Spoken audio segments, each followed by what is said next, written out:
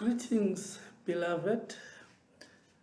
This is Temba Mataba, greeting you from Durban in KwaZulu-Natal, South Africa, on the southern part of our beloved continent of Africa.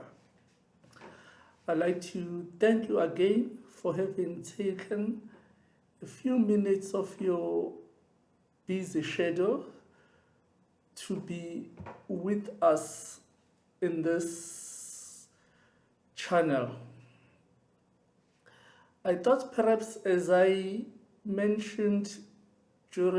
stated during our inaugural session last week, that this channel intends to be focusing on 4 areas.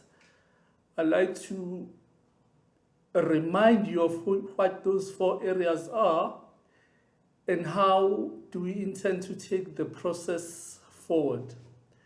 You'll recall that I said we're going to be looking at the interface of innovation and technology, innovations in technology, science, engineering, different areas of engineering, with the 4 areas in which African people find themselves. The areas being the area where they live, where they stay, in whatever setting. The setting could be rural, could be urban, could be more formal and less formal, whatever it is.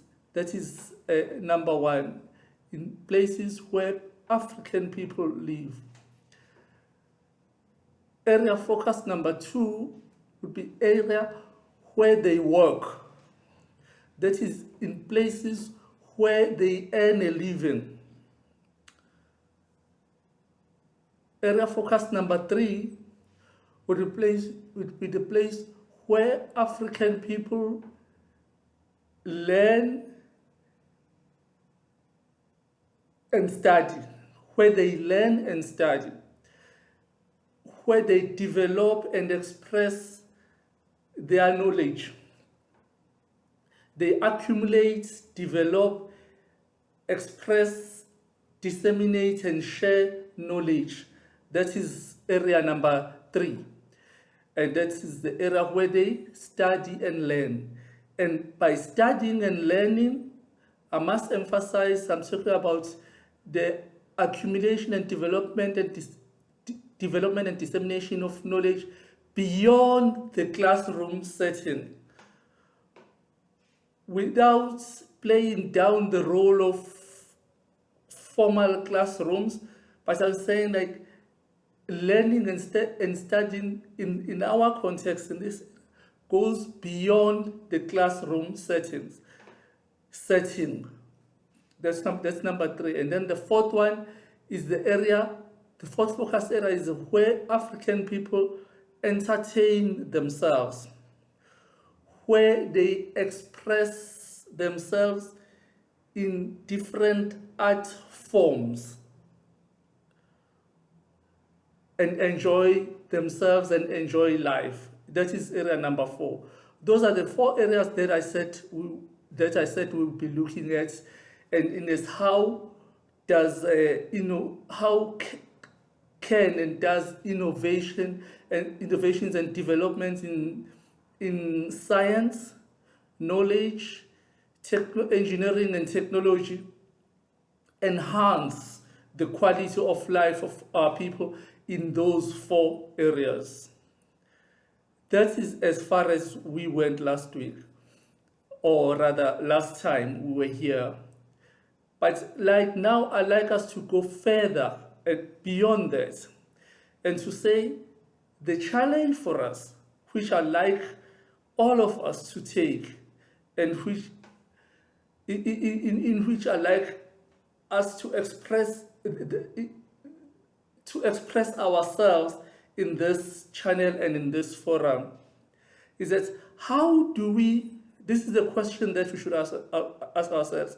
How are we going to make sure that as a contribution through this channel, that all the people in Africa, young and old, whatever their age group, whatever age group they come from, it could be a 15 or 12-year-old or a 99.5-year-old, wherever they come from, whatever village, could be Nkandule in the Eastern Cape of South Africa,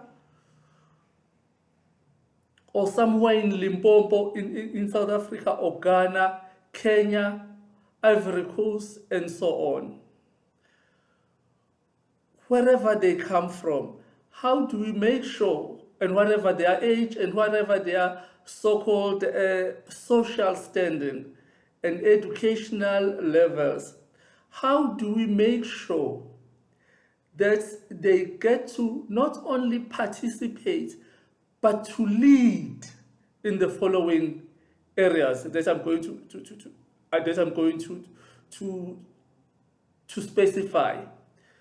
We want to, how do we make sure that all the people, the individuals that I have referred to, have an opportunity, not just opportunity, and ability to lead in whatever area they are from, to lead, not just to be participants, but leaders in the following areas. That is the Internet of Things, digitization, and artificial intelligence.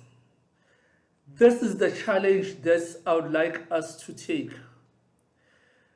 And this is the challenge that I would like all of us to take, to say these three areas are going to be benchmarks and measures upon which indications of success or otherwise of our lives and our programs will have to be measured.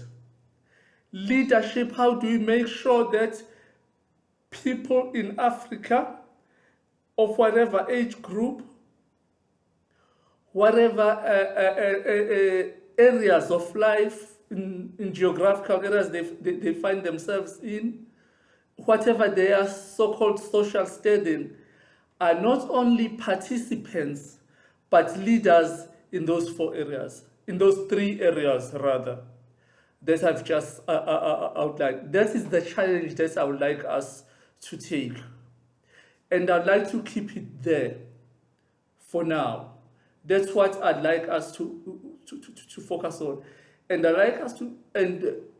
like us, as a way of starting, as a practical way, to say that all leaders that we deploy or employ or get to lead African people in whatever areas that we are in, that they be measured by the extent to which their service enhances the possibility or the probability or the ability of African people to lead in those three areas.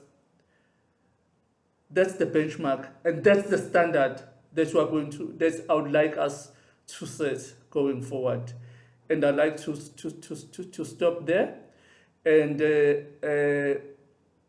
implore upon you, as I did last time, that please make sure that you subscribe to this channel, you like the videos, you get more people to be part of this movement, and even more importantly, you comment and contribute towards the development of this channel, both in terms of content and the format it takes. I'd like to end there as I sign off. My name is Themba Mataba. Till we meet next time, I thank you for being part of this movement. Bye-bye.